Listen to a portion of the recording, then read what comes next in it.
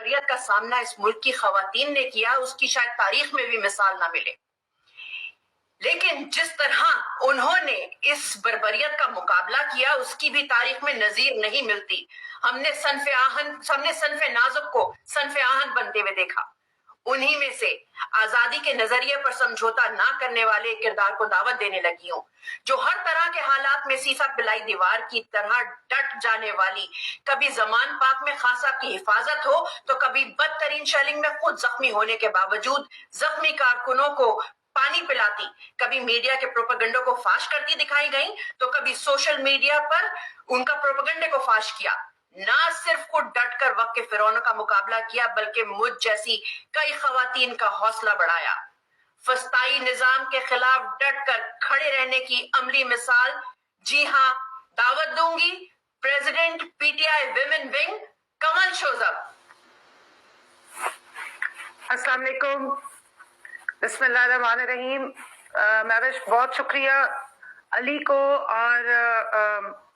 جبران کو اور آپ کی پوری ٹیم کو اور پاکستان تحریک انصاف کے جیالوں کو، انصافیوں کو السلام علیکم۔ مہوش، بہت شکریہ۔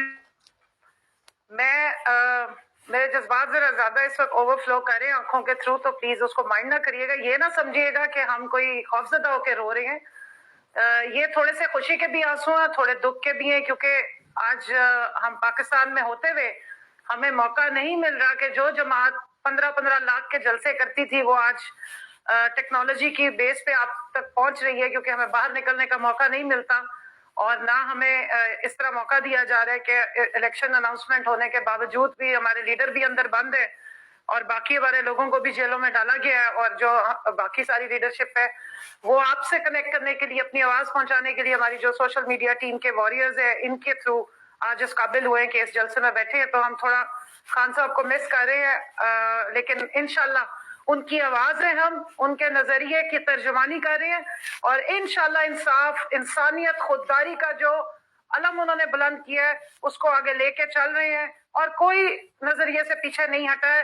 جہاں تک خواتین کی آپ نے بات کی ہے، میں صرف کوئکلی بتانا چاہوں گی کہ پاکستان کی 50% آبادی کو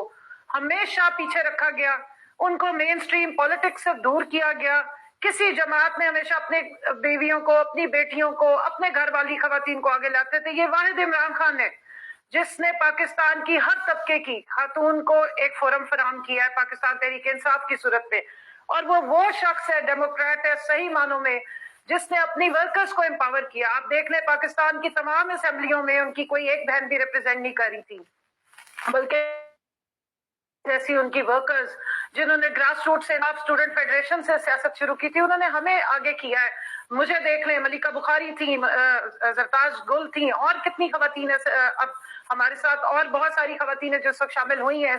اس ماشاءاللہ ولولہ انگیز قافلے میں۔ تو ابھی آپ دکھا رہے تھے خان صاحب کی تینوں بہنوں کو، اس وقت بھی آپ دیکھیں کہ ویمن ونگ کی پریزیڈنٹ کمل شوذب ہے۔ تو یہ خان صاحب کی ڈیموکریسی ہے اور یہ ان کا نظریہ ہے جو اس کا منہ بولتا ثبوت میں آپ کے سامنے بیٹھی ہوں، اور بھی ہماری خواتین کی ساری آئیں گی لیڈرشپ۔ اچھا، میں یہاں پر یہ بتانا چاہتی ہوں کہ یہ جتنا ظلم اور بربریت ہوئی اس کا مقصد کیا تھا۔ خان صاحب نے خواتین کو پولیٹیکل اویئرنیس دی، انہوں نے بتایا کہ 50% ملک کی جو آبادی ہے اس کے کیا حقوق ہیں، انہوں نے ان کو زبان دی ہے، ان کو شعور دیا ہے اور فیصلہ سازی میں بھرپور شمولیت کا موقع دیا ہے۔ تو جب راجن پور کے بائی الیکشنز ہوئے اور اس میں جو سوئنگ ووٹر تھا یا ڈیسائسو ووٹر تھا وہ خواتین تھی، ایک انتہائی پسماندہ ہمارا ساؤتھ پنجاب کا علاقہ میرا تعلق ہے، کیونکہ ساؤتھ پنجاب میں احمد پور شرقیہ سے باولپور ڈویژن میں، تو میں فخر سے بتاتی ہوں کہ یہ وہ علاقہ تھا جہاں پر جب سیلاب آتا تھا تو لوگ اپنی بکریاں لے جاتے تھے، عورتیں چھوڑ جاتے تھے کہ یہ تو مفت میں مل جاتی ہیں، وہاں سے عورتیں نکلی اور انہوں نے وہ الیکشن جتوایا۔ 17 جولائی پچھلے سال جو بائی الیکشنز ہوئے اس کا آپ دیکھیں کہ ڈیسائسو ووٹر جو تھا وہ خواتین تھی۔ تو اس کے بعد انہوں نے یہ پلان کیا کہ ٹھیک ہے بھائی، یہ تو خواتین کو شعور آ گیا ہے، جلسوں میں آپ کو بچیاں نظر آتی ہیں، خواتین، بزرگ خواتین نظر آتی ہیں، اور جس وقت انہوں نے 25 مئی کو یا اس کے بعد جب بھی وائلنس کی آپ نے دیکھا ہماری عورتیں ڈٹ گئیں، وہ وہاں سے نہ بھاگی ہیں نہ پیچھے ہٹی ہیں، انہوں نے اپنے سر پھٹوائے، جس طرح آپ نے بتایا شیلنگ برداشت کی، لیکن وہاں پہ وہ ڈٹ کے کھڑی رہی۔ تو اس کے بعد انہوں نے کہا کہ اب خواتین کو ہم نشان عبرت بنا دیں گے۔ لیکن میں سننے والوں کو یہ بتانا چاہتی ہوں کہ آپ آنے والی 7 نسلوں میں جب یہ خواتین پہ جو ظلم کر رہے ہیں یہ ٹرانسفر کر رہی ہیں، یہ 7 نسلیں تک یاد رکھیں گی کہ اس ملک میں جو مسلمان کہلاتے ہیں، جہاں اقدار ہے، ہمارا کلچر ہے کہ لوگ اپنی بیوی کو، اپنی بیوی بیٹی کو، بہن کو، عورت کو عزت دیتے ہیں، اس کو کھڑا دیکھے تو سیٹ پیش کرتے ہیں. وہاں پہ آج ان کو بیل نہیں مل رہی ہے، وہاں پہ ان کے 14 دنوں کے جسمانی ریمانڈ ہو رہے ہیں، 8 مہینے سے ان کو بغیر کیس چلائے درجنوں جھوٹی ایف آئی آروں میں اندر بند کیا گیا ہے. لیکن یہ بتا دوں، خوشخبری آپ کو دے دوں کہ عزم و حوصلے میں کوئی کمی نہیں آئی ہے. خواتین نہ ڈر کے بھاگی تھیں نہ ڈر کے بھاگی ہیں،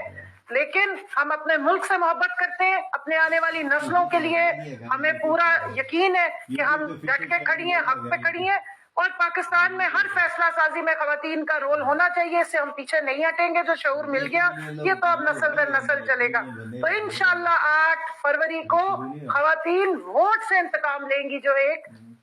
سیاسی، ایک جمہوری ملک کا ایک جو دائرہ کار ہوتا ہے، جو آئین کے مطابق ہوتا ہے. ہم پہلے بھی آئین کے ساتھ چلے، ہم نے کوئی غیر قانونی کام پہلے بھی نہیں کیا، نہ ہمارے لیڈر نے ہمیں یہ سبق دیا ہے، اور انشاءاللہ آئندہ بھی. آپ بے شک آئین کو مت مانیں، مگر ہم آئین کو مانتے ہیں، ہم قانون کو بھی مانتے ہیں، اور اپنی ساری سٹرگل، اپنی ساری لڑائی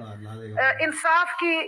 بالادستی کے لیے اور آئین اور قانون کے بیچ میں رہ کے کریں گے. اور ساری خواتین کو میں پیغام دے رہی ہوں جو یہاں سن رہی ہیں، 8 فروری کو آپ نے نکلنا ہے، کیونکہ آپ جب نکل کے ووٹ ڈالیں گی نا تو انشاءاللہ ہمیں کوئی نہیں ہرا سکتا ہے. یہ دیکھ لیں پیچھے جھنڈے کا نشان بھی، اور ملے کا نشان بھی یاد رکھیں، اور ان ساری لڑائی کو ہم اپنے ووٹ سے انشاءاللہ 8 فروری کو ایک سائڈ پر کریں گے. اور خواتین کے عزم و ہمت میں یا ان کے صنف آہن ہونے میں کوئی شک نہیں ہے، نہ وہ پیچھے ہٹی ہیں،